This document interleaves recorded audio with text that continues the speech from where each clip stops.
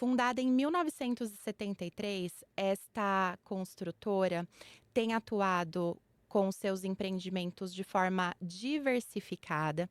Tem sede na cidade de São Bernardo do Campo. Já são 52 anos de atuação, mais de 55 empreendimentos entregues. Já são mais de 3.555 unidades entregues também nesse tempo de jornada. Atualmente, cerca de 8 lançamentos com o grupo Motiró. Eu estou falando da Jaci Construtora e o meu convidado de hoje é o Marcos Santagata. Marcos, seja muito bem-vindo. Boa tarde a todos. Eu queria dizer, primeiramente, agradecer o convite da Débora para participar aqui do ConstruCast. Uma satisfação muito grande a gente fazer esse bate-papo aqui. Eu que agradeço com a sua vida corrida, essa jornada já não é mais nem dupla, né? Agradeço muito por ter aceito o nosso convite e já quero começar aqui perguntando quem é o Marcos. Quem é o Marcos? Eu sou engenheiro civil, tecnólogo de edificações. Eu fiz o contrário. Primeiro eu me especializei em construção de edifícios para depois fazer o restante da engenharia, que é aeroporto, porto, enfim, estradas. Eu sou formado em engenharia civil e tecnologia de edificações. Sou divorciado, tenho 2 filhas, uma a Luísa com 10 e a Maitê com 8. Trabalho desde 14 anos, né? Comecei na Jaci quando eu tinha 14 anos e estou lá até hoje. Então já trabalho há bastante tempo. E hoje eu sou proprietário da consultora Jaci, sou presidente do Grupo Motiró também, um grupo que eu fundei lá em 2019. Né? E hoje é um grupo que está indo muito bem aqui no mercado também do ABC. Eu acho que basicamente é isso aí. Trabalhando então desde os 14 anos, podemos dizer que a Jaci é uma empresa familiar? Jaci é familiar, quem fundou a Jaci foi meu pai, lá em janeiro de 73. Né? Aí ele faleceu em 92, e em 92 eu assumi a empresa e estou lá até hoje. Então os primeiros 19 anos da empresa ele tocou, e os outros 30 e tantos aí eu que venho tocando. Então, o mercado da construção civil te escolheu e você escolheu permanecer nele. Foi meio natural, né? Na verdade, quando eu era criança e tal, minha ideia era ser médico. Não porque eu tinha vocação, porque achava que era bonita a profissão de médico. Minha avó queria que eu fosse médico, minha mãe também achava legal. Falei, vou fazer medicina, né? E aí comecei a trabalhar lá com meu pai quando eu tinha 14 anos, só que eu fazia a parte administrativa, né? Então eu comecei como office boy, na minha geração todo mundo começava a carreira como office boy. Então eu fazia a função administrativa e tal, não tinha muita noção exatamente do que era uma construtora, eu sabia muito a parte burocrática. E aí nessa foi, aí quando eu fiz 17 anos, eu prestei vestibular para medicina, não passei, graças a Deus. E aí nessa fase, quando eu tinha 17 anos, meu pai me botou para trabalhar em obra. Eu comecei trabalhando como mocharife em obra. Aí eu comecei a me identificar bastante com obra, comecei a gostar bastante, eu comecei a ter bastante interesse, né? E nessa foi, chegou depois, mais adiante eu fiz o vestibular para medicina, não passei de novo. Aí eu falei pro meu pai, quer saber? Eu nunca gostei muito de ciências exatas. Eu achava que ia ser médico porque eu era muito bom de biologia, química, essas matéria mais humana eu era melhor do que matemática e física, por exemplo. Então eu achei que eu não tinha aptidão para ser engenheiro. Aí depois fui fazer um cursinho. No cursinho foi feito aquele teste de aptidão e deu que eu tinha aptidão para ser engenheiro, por que pareça. Eu não acreditei, eu falei, isso aí tá furado, vou continuar tentando medicina. E aí não passei de novo na medicina. Aí eu falei pro meu pai, desisti de medicina, eu vou querer fazer agora medicina e engenharia, seja o que Deus quiser, naquilo que eu passar, eu vou fazer. Aí tomei pau de novo em medicina, não passei nenhuma, engenharia eu passei em 4 faculdades na época. E aí acabei optando nem por começar pela engenharia, eu comecei pela tecnologia, que eu já sabia o que eu queria fazer. Então comecei por edificações. Então foram 3 anos que você faz de faculdade, só falando em construção de prédio. Então eu comecei, fiz a FATEC lá em São Paulo, né, na Tiradentes. Aí depois que eu terminei a FATEC, por 3 anos eu fiz mais a FESP, mais 6 anos. Na verdade, fiz uma complementação de mais 3 anos, total 6 anos. Né? Só fiz as matérias complementares a edificações. Então foi dessa forma que acabou saindo, né? Depois que eu percebi que eu tinha aptidão, depois que comecei a envolver mais nessa parte técnica, era um negócio que eu gostava bastante. E acho que acabou dando certo, graças a Deus. Se fizesse medicina, acho que já desistiria no primeiro ano, que eu não tenho nenhuma aptidão para isso. Patologia por patologia ficaram as da construção Deixa as trincas que é civil. melhor do que sangue. E Marcos, com mais de 30 anos aí já à frente, né, da Jaci Construtora, na sua visão, quais foram as maiores mudanças enfrentadas no setor? Mudou muita coisa de lá para cá. Mudou o comportamento do consumidor, teve um código do consumidor que antigamente não tinha. As empresas se profissionalizaram muito também, dos anos 90 para cá. Antigamente era uma atividade totalmente artesanal, totalmente sem controle. Você não tinha informática na época, você não tinha internet, você não tinha nada. Era tudo na mão. Contrato Então, na nada. datilografia. Datilografia. Depois, um pouquinho para frente, veio aqueles PCzinhos de tela verde que você não pegou, que você é bem mais jovem, então você não chegou a ver. Então o negócio era muito arcaico, né? Então você não tinha controle, você não existia e-mail, você tinha que mandar carta. Então era bem arcaico, não tinha controle de produção, era muito retrabalho, muito desperdício nas obras, era faz e refaz, faz e refaz. Então, e também naquela época, a inflação altíssima, ela corrigia todos os erros, né? Então ninguém se importava muito em reduzir custo. Então, na verdade, a ciranda financeira, ela compensava todos os erros. E acho que isso de forma geral, não só na construção civil, como outros setores. É que a construção, como ela é artesanal, ela sentia mais esse impacto. Então a gente sentiu que profissionalizou muito mais. É, hoje nem se compara, hoje as empresas que atuam aí, a grande maioria é extremamente profissional, controla processo, todo mundo tem ISO 9000, isso mudou bastante esses conceitos. Muita tecnologia nova, né? Para redução de custo, para racionalização principalmente. Isso daí, comportamento do consumidor muda toda hora, né? Se você pegar o consumidor de 30 anos dos anos 90 é um, se pegar o de 30 anos hoje é outro. Então, a sociedade mudou de forma geral, né? Então isso impacta também o As nosso ramo, gerações, né, que tem é, as classificações hoje. as preferências, então tudo vai passando, né? A gente passou no começo, você podia fazer apartamento de 150 metros com uma vaga. Beleza, só homem tinha carro, mulher não dirigia, era normal. Depois passou uma outra fase que a mulher começou a dirigir, você tinha que fazer determinada área com 2 vagas. Hoje está voltando de novo ao contrário, o pessoal já não faz mais questão de carro. Então a coisa vai mudando bastante, né? Mas assim, falando em construção civil, acho que foi sim, teve uma evolução muito grande nas tecnologias, na racionalização, nos controles de processos. Acho que isso aí evoluiu demais, assim, muito, muito, muito. E você pegou a fase da quebra da Encol, quando não tinha a lei do distrato. Isso trouxe, a aprovação da lei do distrato trouxe benefícios para a construtora? Como é que era para a construtora antes da lei? Fala primeiro da Encol. A Encol quebrou por volta de 95, se eu não estiver enganado, 94, 95. Depois que a Encol, que era a maior construtora do Brasil, quebrou, ninguém conseguia lançar na planta, era impossível, né? Naquela época, lançar na planta era um negócio bem simples. Aqui na região do ABC eram prédios pequenos, todas as construtoras, até as grandes hoje, começaram fazendo prédio de 7, 8 andares. Por exemplo, São Bernardo, que era a altura máxima permitida na época. Então você fazia um prédio, 2 prédios de cada vez, ia tocando. Você até abriu um stand de venda no chão lá, na época a gente fazia de madeirite, pintava de cal, ninguém tinha dinheiro para nada na época. Então a gente fazia um standzinho bem simples, ninguém, não se falava em decorado. Fazia o stand, lançava na planta e você conseguia lá, com muito suor, vender lá 20%, 30% na planta. Com a quebra da Encol, acabou. Acabou a conversa. Você tinha que estar com o prédio quase pronto, se não pronto, para o cliente comprar.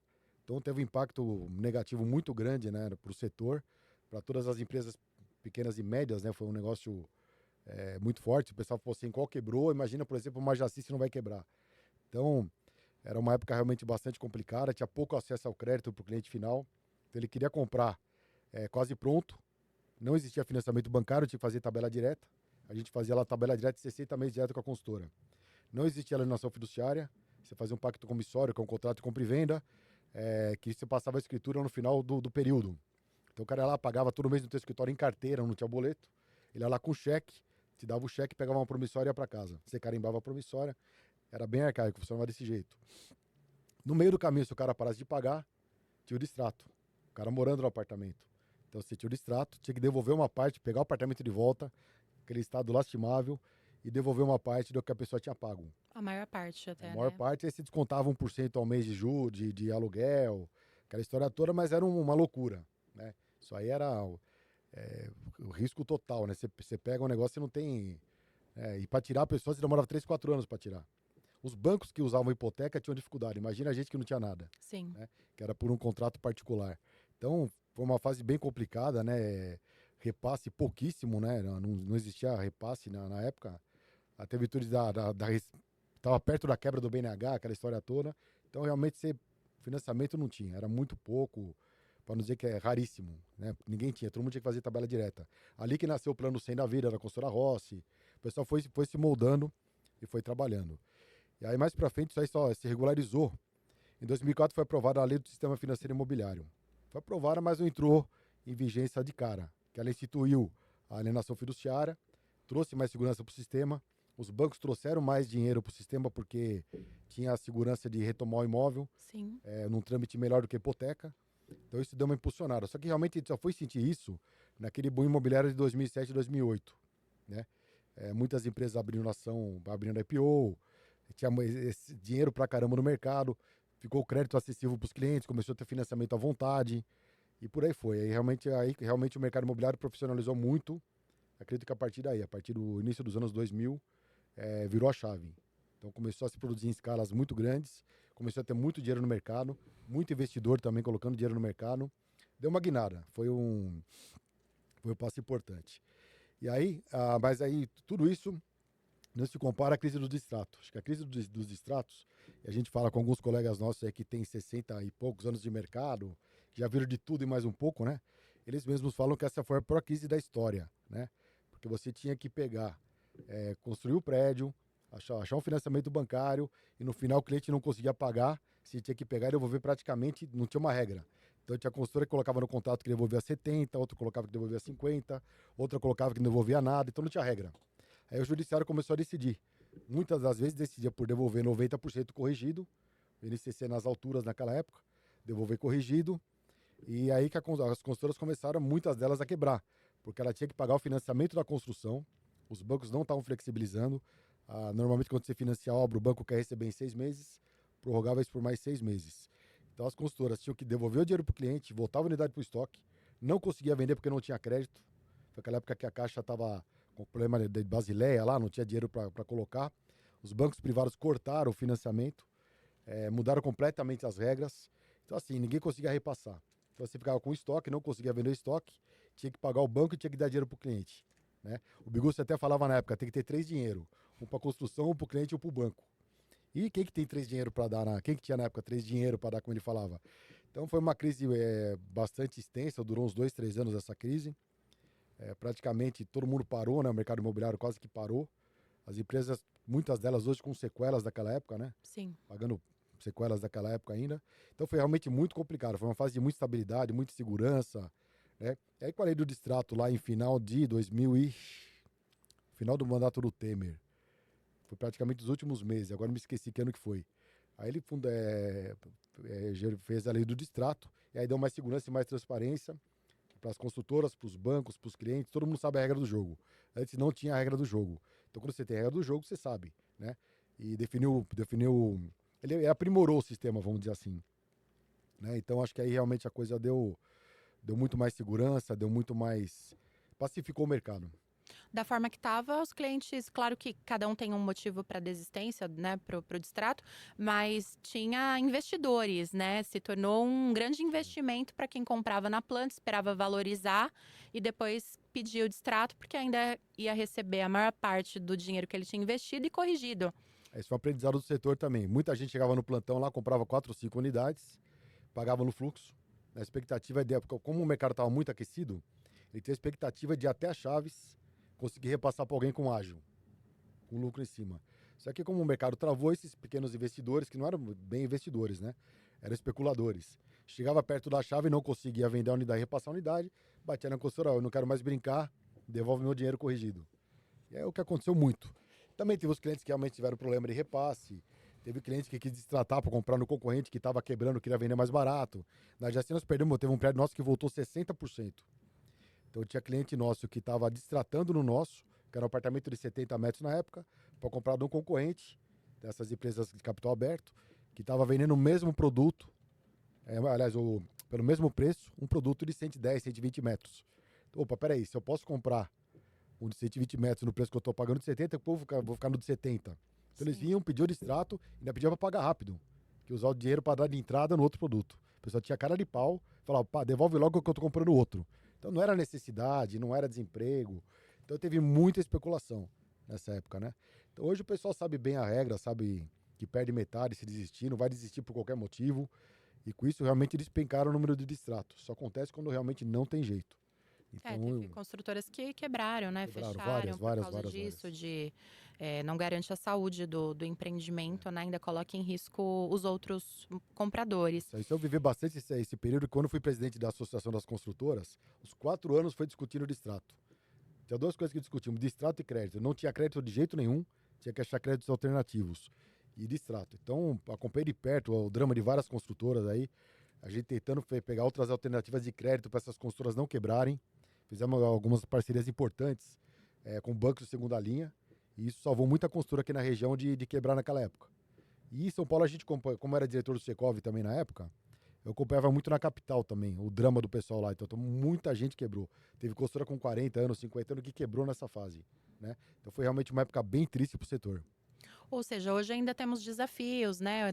Estamos num momento aí de taxa de juros alta, crédito mais escasso, não está aprovando qualquer cliente, cliente com um grau alto de endividamento, enfim, tem os desafios de hoje, mas nada comparado aí ao passado, Não, não tão distante, inclusive. não se compara. A crise do distrato começou em 2014, segundo semestre. Eu lembro muito bem que foi quando teve a eleição da Dilma lá, que ela acabou se reelegendo. Enfim, dali pra frente a coisa começou a desandar. Aí teve impeachment, aquela história toda. A coisa começou a desandar, porque a macroeconomia estava ruim. A Selic chegou a 14 alguma coisa também naquela época. A gente falava que era tempestade perfeita, né? Tudo contra. Não tinha nada para ajudar. Então, foi um desafio muito grande na época. Foi um desafio se manter vivo. Na verdade, as empresas estavam tentando se manter vivas, né? Então, o desafio de hoje, perto do que foi na época lá, não é nada. Isso aí já aconteceu várias outras vezes na história, não é a primeira vez. O distrato foi um negócio que era novidade pra gente. Por isso que pegou todo mundo de surpresa. Agora, esse negócio de subir taxa, descer taxa, nós estamos no Brasil, né? Isso aí, hora tem dinheiro, hora não tem dinheiro, é cíclico. Você começa o empreendimento numa fase boa, em termos de crédito, termina numa fase péssima. A regra é uma quando você lança, quando você vai entregar é outra regra, né? Eu lembro muito bem esse prédio nosso que voltou 60%. Na época, quando a gente aprovava as fichas no lançamento, que foi em 2013, podia fazer renda informal. Você não tinha que comprovar a renda, você demonstrava a renda, né? Acho que esse é o Sim, termo que você conhece. isso. Você demonstrava a renda. Então, pô, vendendo para um monte de comerciante, profissional liberal, cara que não tinha renda formal. Lá em 2016, como foi fazer o repasse, mudou a regra. Tinha que comprovar a renda. Então, esses caras, infelizmente, não conseguiram, não tinha como.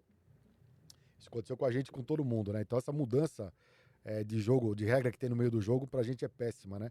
Os empreendimentos que a gente lançou há 3 anos atrás, a gente provava a ficha do pessoal com uma taxa de juros de 8, 9%. Vai repassar hoje é 11, 12. Isso é fatal. E o cliente pagou correção de INCC todo esse período. A renda não acompanha. Não. Então é um grande desafio também para ser resolvido, né? E lógico, isso aí vai gerar distrato, só que a gente está muito mais preparado para lidar com o distrato. Então vão ter distratos, infelizmente vai ter gente que não vai conseguir repasse. Que a gente faz quando pega essa situação? Nós temos vários empreendimentos em vários lugares aí. A gente sente que a pessoa não vai conseguir ficar no empreendimento que está entregando, a gente coloca ela em outro que está em outra fase, né? Para ter um fôlego para esperar enquadrar a renda dela, para dar um pouco mais de ato, para diminuir o valor financiado, a gente consegue fazer esse remanejamento. Então isso tem sido muito comum lá no Motiró, principalmente, né? Tem sido muito comum esse remanejamento do cliente. Porque se você for a ferro e fogo, você perde um monte de pasta, você vai ficar com um monte de estoque. Isso que a gente tenta evitar a todo custo aí, né? Então, é um desafio. Toda vez que os juros é alto, o mercado da construção civil, o mercado imobiliário realmente sente bastante, né? Praticamente freia tudo, porque pensando como empresário, porque você vai colocar dinheiro para quê no empreendimento, correr tanto risco, se é melhor deixar o dinheiro aplicado? Deixa aplicado. Para o investidor, para que eu vou comprar imóvel? Deixa parado no banco lá, eu vou para a praia e eu vou ganhar mais. E por aí vai. Você vai tomar dinheiro para fazer a produção na obra, tá mais caro. O cliente vai repassar, tá mais caro. Então, é só contra, não tem nada a favor dos juros altos para o nosso setor. Então, quando a taxa passa de 12%, desequilibra tudo. Até 12% tem um certo equilíbrio. Passou de 12%, a coisa dá uma complicada. E é bem o nosso cenário Bem o nosso cenário. hoje, né? Bom, você já falou aí do desafio que nós enfrentamos. Pode compartilhar com a gente um projeto que foi desafiador demais ou gratificante para você nessa sua jornada? Eu tive dois. Teve um que eu peguei pela Jacica, no empreendimento lá no Jardim do Mar, em São Bernardo. Era um empreendimento que qual tinha lançado, acho que 93, 94, por aí. Quebrou a Encol, ficou lá prédio. Parou com 3 lajes, fizeram 3 lajes, pararam. Muitos clientes quitaram com a Encol. Aquela história toda que se repetiu por inúmeros empreendimentos.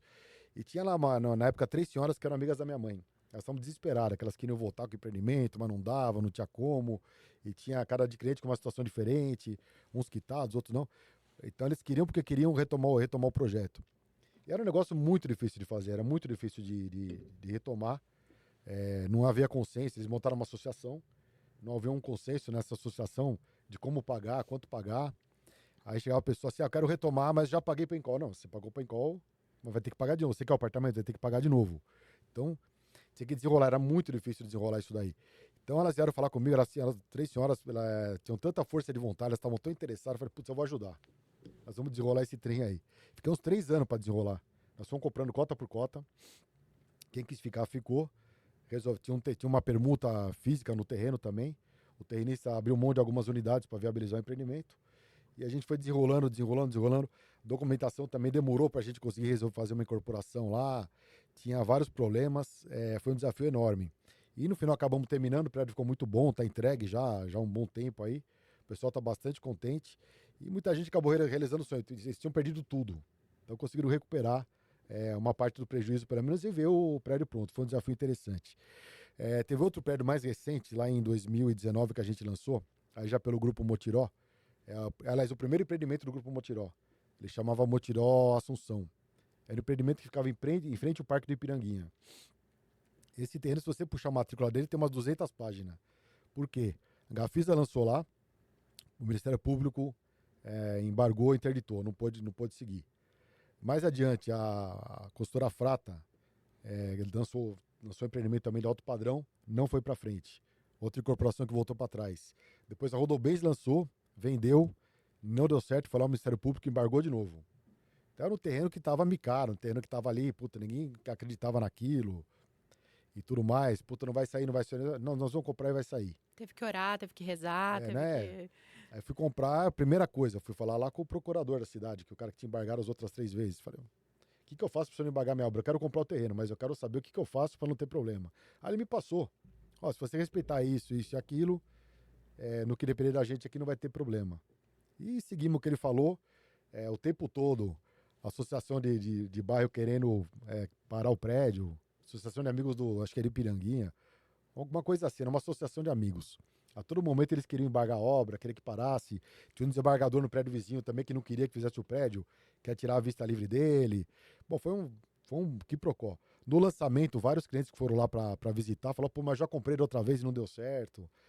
Os corretores, só que ninguém acreditava no projeto. Ninguém acreditava que era certo e que ia chegar até o fim. Na época eu falei com o secretário de obras, ele me ligou e falou, pô, teu projeto não sai da minha mesa. Por quê? Todo dia ligar um para saber se está aprovado, se está alvará. Aí falou, tá, por aqui tá tudo certo, agora tá tudo direitinho. Então, muita gente apostava contra, né? Então, o pessoal ia lá falava pros corretores, vocês estão trabalhando de graça, porque nós vamos embargar isso aqui, não sei o que lá. Ficava aquele terrorismo, né? No final, acabou que deu tudo certo, conseguimos tocar o empreendimento, tá entregue lá também. Super valorizado, vendemos no primeiro final de semana 40%. Esse foi o que o Anderson Trinca fez o meeting? Esse não, ele fez um de São Bernardo, esse daí não foi ele que fez, Ah, não. tá. Foi o primeiro nosso lá, não foi. Entendi. Então nós fizemos, foi um empreendimento realmente que a gente passou o tempo todo com medo que pudesse acontecer alguma coisa, ter alguma, né, alguma surpresa. Mas chegamos até o fim nele, com ele tranquilo, entregamos. O pessoal ficou bastante contente, com um belo do produto, valorizou muito em relação à fase do lançamento. E foi um desafio também grande para poder chegar num ponto que não fosse a quarta incorporação da Ré, né? Então foi um empreendimento interessante também. A gente ficou, dá aquele frio na barriga, né? Ficamos 3 anos com frio na barriga. Pô, o que vai acontecer, né? Mas chegou uma hora que também que a obra avança bastante. Aí chegou um determinado ponto lá que a gente já, puta, não aconteceu até agora não vai acontecer mais. Então foi um desafio também isso daí. E era uma questão de honra, né? Tinha Ir que até o fazer. final. E eu citei o Anderson Trinca aqui, que ele fez o meeting de um dos empreendimentos do Grupo Motiró. E ele era um grande entusiasta do mercado imobiliário, né? Alavancou muitos corretores de imóveis, trouxe muita gente aí, é querido por muitos até hoje. E eu queria te perguntar qual que é, na sua visão, o papel do corretor de imóveis no sucesso de vendas da Jaci. Eu acho que o corretor é fundamental. Se a gente não tiver etapa de venda, as outras etapas todas não acontecem. Você não vai ter obra, você não vai ter nada. Então é fundamental o papel do corretor. Eu sempre gostei muito do trabalho do Anderson Trinca. Quando eu era presidente da SIG, eu sempre convidava ele para fazer eventos. Eu criei um canal para corretores que isso não tinha na SIG. Eu criei um espaço muito grande para corretores, para treinamento e qualificação. Aí o Anderson Trinca fazia palestras, o Bruno Lessa fazia palestras. E tinha uma série de palestrantes novos que eu não conhecia na época, acabei conhecendo, específicos para setor, para os corretores. Né, que eles eram muito. Não tinha preparo nenhum praticamente, né? Então, eu sempre apoiei muito isso, eu sempre apoiei a qualificação de corretores, isso falando como a SIG, para o mercado como um todo. Então, a gente procurava sempre fazer eventos para eles específicos. O Construindo HNBC, que é o maior evento do setor imobiliário aqui da região, na minha época, quando eu era presidente, a parte da tarde praticamente eu dedicava toda a corretores de imóveis. Então, era uma grade de palestras, então a parte da manhã era corporadora imobiliária, à tarde corretor de imóveis. Então, a gente procurou sempre dedicar e incentivar o pessoal a vir para a área. Quem estava na dúvida participava desses cursos, acabava virando corretor. Então, isso é bastante gratificante.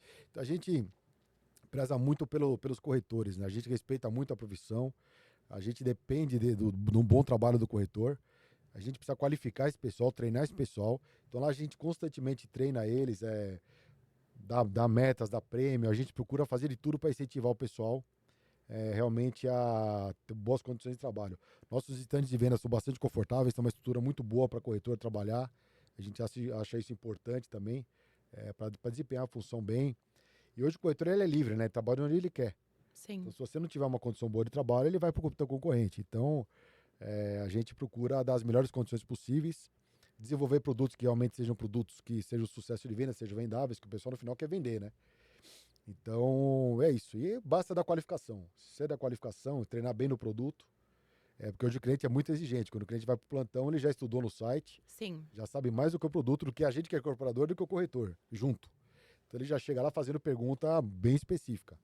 Então, a gente já até, quando vai dar treinamento, já monta uma cartilha, sei lá quantas 100 páginas lá, dizendo tudo que o cliente pode perguntar, desde a parte de estrutura, a parte do entorno. Então a gente realmente faz um treinamento muito grande, coisa que não existia antigamente. Antigamente você abria o plantão, jogava o corretor lá e um abraço. Pegava o tiozinho aposentado, punha lá de plantão e seja o que Deus quiser. Hoje não, hoje o negócio é muito mais profissional. Os corretores estão ganhando, os que realmente se dedicam, os que sabem trabalhar ganham muito bem hoje em dia.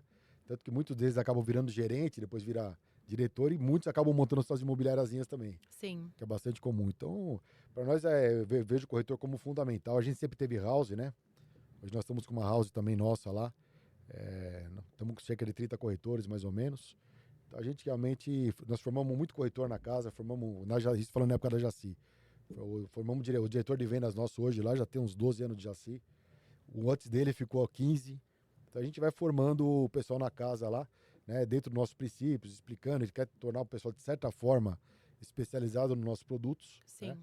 Até para não ser seduzido de vender produto de outros, que isso acaba acontecendo. Mas enfim, acho que é uma profissão super importante e fundamental para o setor imobiliário. Agora, puxando sardinha para o meu lado, qual é, na sua visão, a importância do correspondente nesse processo todo? Eu acho fundamental o correspondente. Ele sabe como trabalhar, sabe o caminho das pedras, ele sabe ajudar o cliente a compor a renda. Muitas vezes tem muita falha de declaração de imposto de renda, o correspondente ajuda ele a preencher. Enfim, direciona, né? Muito cliente fala, eu não quero. Se bem que hoje os correspondentes nem cobram mais do cliente nada, né? Antigamente cobrava.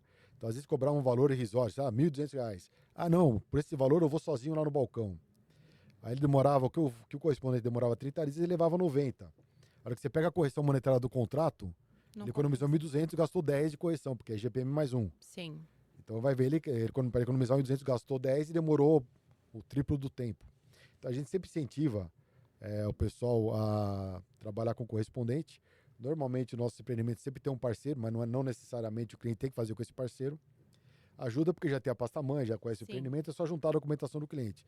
Dá agilidade, mas a gente não vincula nada, pode fazer com quem quiser, desde que contrate um correspondente, um, um documentista, né? Porque já sabe o caminho das pedras, sabe o que tem que fazer. Então a gente sempre incentiva, explica para o cliente que isso é importante. A gente sempre dá oportunidade também de fazer um evento colocando os clientes em contato com esses documentistas, né? Orientando sobre crédito, enfim. Às vezes até para escolher o melhor banco, que nem sempre o cliente vai para o banco que financia a obra. Seria muito bom se fosse, mas não vai. Então, eu acho que é o principal profissional para achar para cada cliente, sob medida, o principal, o banco certo para financiar, a taxa certa, o enquadramento certo. Não é um negócio tão simples, né? Aliás, é até um pouco complexo. Então, acho que é fundamental a participação do correspondente.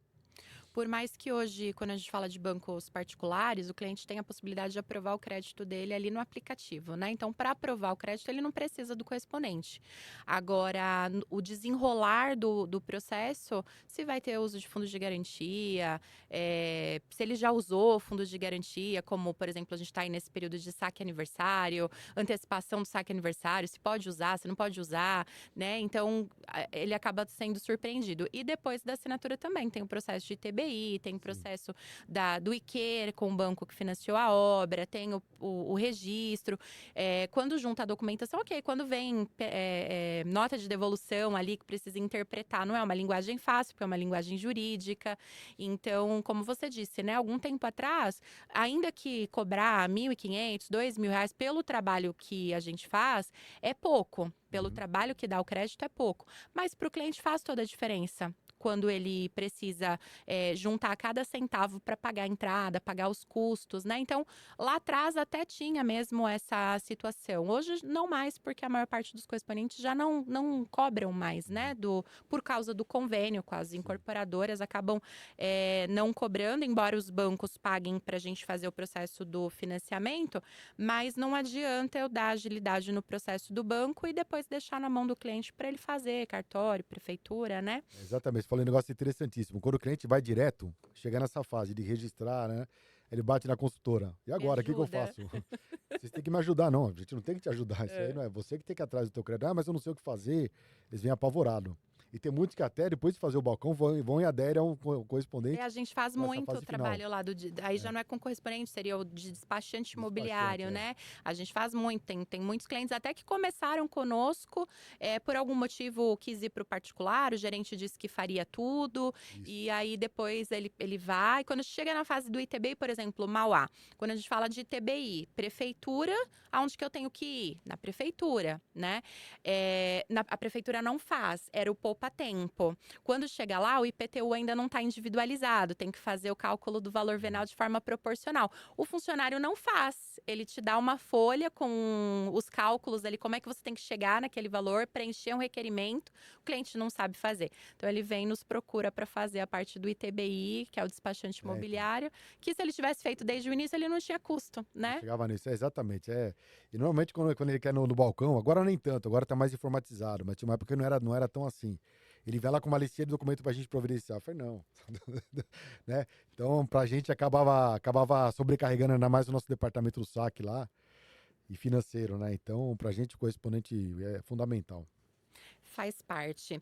E você citou aí, presidente da SIG, foi lá atrás, do Secov, e ainda que você não esteja mais na presidência, você ainda é bastante envolvido lá com a associação, fora a Jaci, fora o Grupo Motiró, enfim, pressão de todos os lados, todos os dias, né? Como é que o Marcos faz para enfrentar essa pressão? Tem algum hobby, praticar algum esporte? Pra mim funciona muito fazer atividade física, né? Eu gosto muito de fazer musculação, fazer caminhada. Caminhada principalmente, acho que ela dá uma aliviada, dá uma desestressada. Não sei, deve ter alguma química no corpo que melhora. Acho que pra mim funciona bem isso, né? É, quando eu tô mais estressado, eu faço atividade física, eu melhoro. Então, diria que basicamente isso. Muita gente não gosta, né? No começo é chato, mas depois que acostuma vai, né? Então, pra mim funciona bem. No início é na força do ódio. É, Depois a gente até depois o corpo acostuma, você simpatiza. vai. Depois É. o corpo acostuma, a gente fala assim, nunca pensei que ia falar que sentia falta, né? Marcos, não tá aqui no meu script, mas eu queria te perguntar, de onde vêm as ideias para a escolha do nome do empreendimento? Antigamente a gente, quando era Jaci, por exemplo, era um lugar que eu viajei, que eu gostasse. Minha mãe às vezes ajudava a escolher também, minha mãe ficava estudando, né? A parte de. Teve um prédio nosso que chamava Shasta Saint-Germain. O que é Shasta, né? Ela foi pesquisar, é uma chama violeta que tem no Morro da Califórnia. Aí ela colocou, uns negócios interessantes. Aí tem outro que chamava Rayonan. O que é Rayonan? Ela explicava lá o que era. Mas a maioria foram lugares que eu viajei, que eu gostei, e eu colocava o nome nos prédios. Funcionava desse jeito antigamente. Atualmente a gente coloca mais alguma coisa vinculada ao Motiró, né? Então normalmente hoje o mais comum tem sido vincular o Motiró, por exemplo, Motiró Suzano, aí vai ter na Praça da Árvore, Motiró Praça da Árvore, e assim vai. Ou então tem o Jump by Motiró, Figueiras, mas em Motiró. Então, Motiró é sempre relacionado ao bairro, à rua ou à cidade. Então, isso que a gente tem escolhido os nomes atualmente. Então, até uma forma também de frisar bastante a marca também, né? Sim, Então, tem sim. sido esse mais o... É um conceito mais simples também, né? Hoje você não pode vir com nomes muito complexos porque você confunde o público. A hora que ele vai entrar lá para procurar no Instagram, alguma coisa, tinha um prédio nosso que a gente lançou com a consultora Nazaré, né? A Jaci com a Nazaré, não é no Grupo Motiró. O nome do prédio originalmente era Torre Dampeso. Dampeso tinha apóstrofo, 2 E's no final. Falei, parou. Mudamos o nome para Mondo, para não ter erro. Porque hoje tem também esse problema de comunicação. A pessoa não vai ficar perdendo tempo lá, escrevendo Torre Dampeso para achar no Google. Aí tem que ser um nome muito prático, né? Então a gente teve essa mudança também de comportamento. Então aqueles nomes rebuscados, nome estrangeiro muito complicado, né? Acabou. Então hoje tem que ser um nome muito objetivo, muito prático, porque a informação tem que fluir rápida. Então, um exemplo, né? Mas hoje em dia a gente vincula muito Motiró alguma coisa. A gente procura ter alguma identificação com a rua, com o bairro, com a cidade, enfim. Antes a gente tinha as mídias impressas só, né? Hoje, com o advento de rede social, então é Instagram, Facebook, nome do empreendimento, realmente o pessoal acaba não conseguindo procurar, né? Então, Não. Então você pode ver que todas as consultoras fazem isso. É Jump, é You, é não sei o que lá. É tudo coisa simples de entender, não tem? São 4, 5 letrinhas ali é, e facilita para todo mundo. eu te perguntei porque antes de começarmos, até citei lá do carro antigo, né? E no último feriado eu fui para Balneário Camboriú e lá tem um local de exposição de carros antigos. E eu vi um carro laranja que eu gosto muito, né? Que chama Montclair. É um carro muito grande, enfim, né? E aí eu fiquei, Montclair, Montclair. Olha, se eu construísse um empreendimento, seria Muito claro. Montclair. Não, é bonito aí, ó. Voltado pros carros antigos, né? O meu marido gosta, eu gosto também, só não gosto de Fusca. Ele gosta, mas eu não gosto nem do cheiro do Fusca. Mas carro antigo, principalmente essa outra modalidade, sem ser Fusca, Brasília, Passat, não, aqueles outros carros maiores, Landau, né? Maverick. Maverick, aqueles carros maiores, eu acho bonito. E aí eu fiquei pensando, se eu construísse um prédio, ia ser residencial, edifício Montclair. Ah, nome bonito. Não, não, nome bonito. Não vai copiar, tá? Já te Boa ideia, contei viu? aqui a ideia. Marcos, o que o Marcos lá de trás, né? Aliás, o que o Marcos de hoje falaria pro Marcos lá do início? É tão difícil que são fases diferentes. Eu diria, de certa forma, assim. No começo, que eu assumi a empresa quando eu tinha 20 anos, né? Que eu fiquei responsável pela empresa. Então você tinha pouca experiência, então por ter pouca experiência, você acaba centralizando mais, né? Eu diria para primeira coisa que eu faria, que é o que eu faço hoje, né? Por isso que o Grupo Motirão é um sucesso. Cada um faz uma etapa do processo e a gente não tem limite para crescer. Se você ficar tudo nas suas costas, você tem um limite e você não se desenvolve tanto quanto poderia, né? Eu poderia ter crescido muito mais enquanto já se eu tivesse se descentralizado mais na época. Eu usaria mais esse negócio de tentar descentralizar. É difícil porque era outra fase, outra época, outra idade, outra experiência, mas eu diria isso. E outra coisa, também na época eu pensava muito como engenheiro. A gente fazia o produto com o objetivo de ser barato para poder vender barato para poder vender mais. Não só eu, como muita gente nessa época tinha essa visão. Hoje a gente pensa completamente diferente. A engenharia entra no final. Não começa pela engenharia o processo, a engenharia é o final. A gente desenvolve o produto, procura saber aquilo que realmente o cliente quer e a engenharia que se vire para resolver.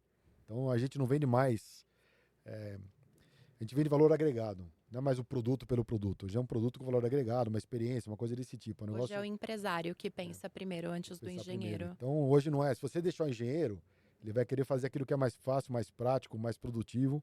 E muitas vezes não é aquilo que o cliente quer. Entendeu? Então às vezes são alguns detalhes que você coloca a mais, que faz toda a diferença para o cliente. E que também não é nenhum bicho de sete cabeça para engenharia. Então tem que fazer essa mescla, né? E na época, se tivesse a cabeça que eu tenho hoje, eu teria feito um foco completamente diferente. Faria produtos na hora de conceber os produtos, eu faria bem diferente do que eu fazia naquela época. Você acha que com a maturidade que você tem hoje, se estivesse lá atrás, teria errado menos? Putz, errar faz parte do jogo, né? Até hoje eu erro bastante também. Todo mundo erra, quem que não erra, né? Pra você ter sucesso, tem que errar, senão você nunca vai ter Sim, sucesso. senão não vai aprender. Mas é lógico, os erros vão ficando mais complexos. Se você errar, realmente o tombo é grande. Então a gente não pode errar muito. Se você errar, a coisa complica. Mas não. Diria que não, era mais um conceito na época. Não vejo muito por esse lado de não ter errado menos ou mais. Acho que Foi tudo parte do aprendizado. Acho que os erros iam acontecer de qualquer jeito. Só que seguiria caminhos diferentes, mas o erro ia acontecer de qualquer jeito. Acho que não tem. Bom, já seguindo aqui para o nosso encerramento, um bate-bola rápido em uma palavra ou uma frase. Família. Acho que família é o que tem de mais importante na vida da gente, né? Tudo que a gente faz no final é pensando na família, né? Um hobby. O hobby, eu gosto bastante de jogar tênis. Gosto de pescar. Faz muito tempo que eu não pesco, mas eu gostava de pescar. O meu hobby hoje é tênis, vamos dizer assim. Golfe também eu gostava bastante, mas também não tô tendo tempo. Um livro. O livro, teve um livro que eu gostei bastante, chamava Diário do Construtor do Templo. É um livro que é relacionado à maçonaria, que fala sobre a construção do Templo de Salomão. É bastante interessante. Uma frase. Uma frase. Diria que importante para você vencer é lutar bastante. Eu diria assim, importante não é vencer sempre, importante é você lutar sempre, né? Se você lutar sempre, você vai chegar no sucesso, você vai acertar, né? E diria também que o sucesso é a somatória de vários fracassos também, né? Diria isso daí também. Time do coração. Corinthians. Um conselho para alguém que está começando hoje. Para quem está começando hoje, olha, eu diria que tem que ter muita resiliência, muita força de vontade. As dificuldades são imensas, não só no nosso setor, qualquer setor. As dificuldades são muito grandes, a competição é muito grande, a pressão é muito grande. Eu acho que não desistir nunca, não desanimar. Se você começar a desanimar nas dificuldades, você não vai para lugar nenhum. Acho que é isso aí, tem que ser bastante resiliente, encarar os desafios, ir para a luta e que vai dar certo. Maravilha. Esse foi o episódio do podcast ConstruCast de hoje com o Marcos Santagata. Marcos, muito obrigada pela sua participação. Eu que agradeço.